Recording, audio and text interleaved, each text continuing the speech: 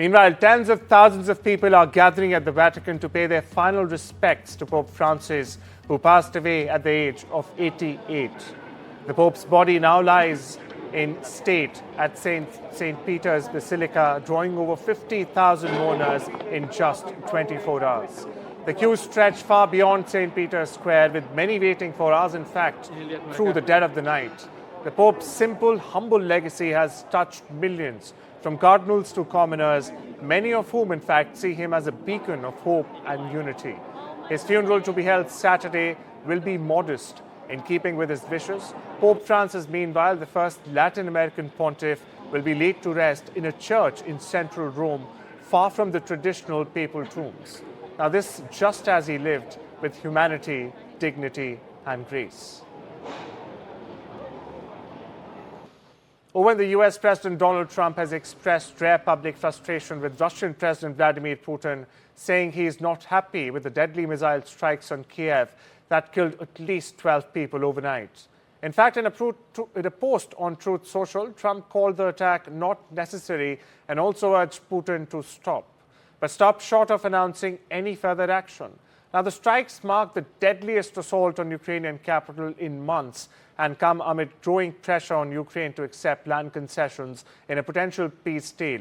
President Volodymyr Zelensky, on the other hand, speaking from South Africa before cutting his trip short, has said that Kiev is willing to negotiate, but only if Moscow halts its strikes. The UN administration, on the other hand, appears to be pushing a deal that could very well freeze territorial lines, including Russia's control over Crimea. Now, that's a move Kiev firmly rejects. Israeli military has admitted that its forces were in fact responsible for the death of a United Nations staff member in Gaza just last month, reversing its earlier denial. Do remember initially accusing UN of baseless slander. The incident occurred on the 19th of March when tank fire in fact struck a UN guest house in Deir al-Bala, killing Bulgarian national Marin Valev Marinov and injuring 5 others. The IDF of the Israel Defense Forces say that the building was misidentified as hosting an enemy presence and not recognized as a UN facility. The IDF further has shared its prelim findings with the UN and has expressed deep sorrow over the incident, further promising to review procedures to prevent similar events from taking place in the future. The UN, on its part, has reiterated that the coordinates of all its facilities are shared and must be protected under international law and conventions. Now, this comes as Israel faces mounting scrutiny over civilian deaths amid the ongoing operations in Gaza. A teenage girl has died and 3 other students have been injured following a stabbing at a private school in western France. The attack happened Thursday afternoon at a school in Nantes. Authorities, meanwhile, have said that the suspect, reportedly another student, was restrained by a teacher and later arrested at the scene. The school was swiftly evacuated as armed police, emergency services, and even army officers responded to the incident. Meanwhile, French President Emmanuel Macron has praised the teachers for their quick action, saying that they likely prevented further tragedy. Prime Minister François Bayrou has called for the stricter knife checks in schools, in fact, while officials are still working to understand the attackers' motives. Psychological support is being offered to students and staff members alike as the country grapples with the shock of yet another school attack. Over in Canada, Prime Minister Mark Carney has confirmed that US President Donald Trump raised the idea of making Canada the 51st American state during a phone call in late March. Now, Carney said that Trump brings this up all the time, but made it clear it will never happen, or rather, he will not let it happen. The revelation comes just days ahead of Canada's all-important federal elections, where Trump's trade war and repeated annexation comments have become key issues. The US president has in fact imposed 25% tariffs on Canadian-made cars and has reintroduced duties on steel and aluminium. Now, this is fueling economic anxiety further in Canada. Despite claiming neutrality, Trump's influence looms large over the race.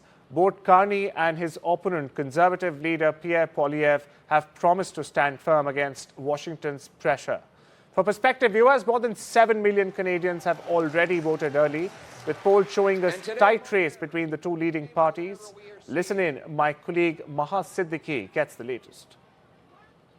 This is a revelation that's come about. Mark Carney there, perhaps trying to win some brownie points before elections, but we do know that 7 million Canadians have already cast their vote.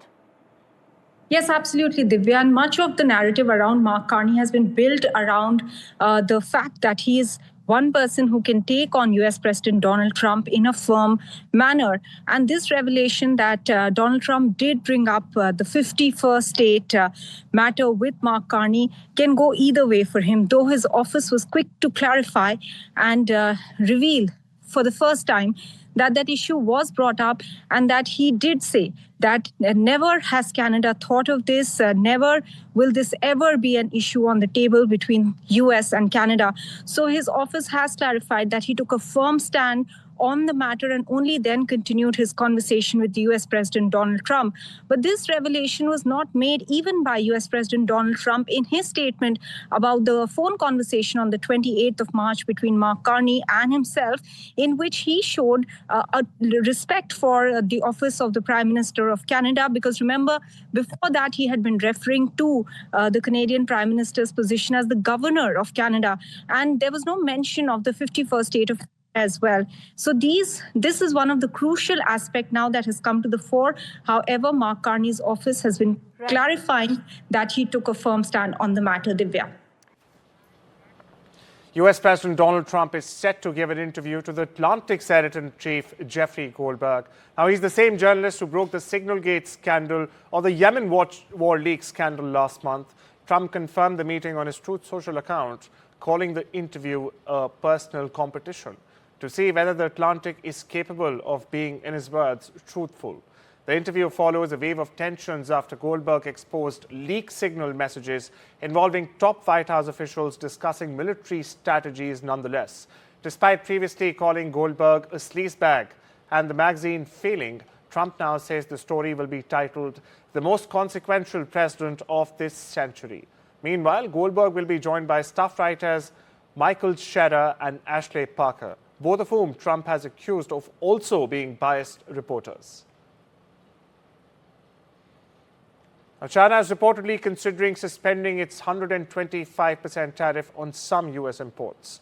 Authorities are considering removing the additional levies from medical equipment and some industrial chemicals like ethane, the report suggests. Officials, meanwhile, are also discussing waiving the tariff for plane leases. Like many other airlines, you see, Chinese carriers don't own all of their aircraft and pay leasing fees to third-party companies to use some jets, payments that would have become financially ruinous with the additional tariffs from Washington.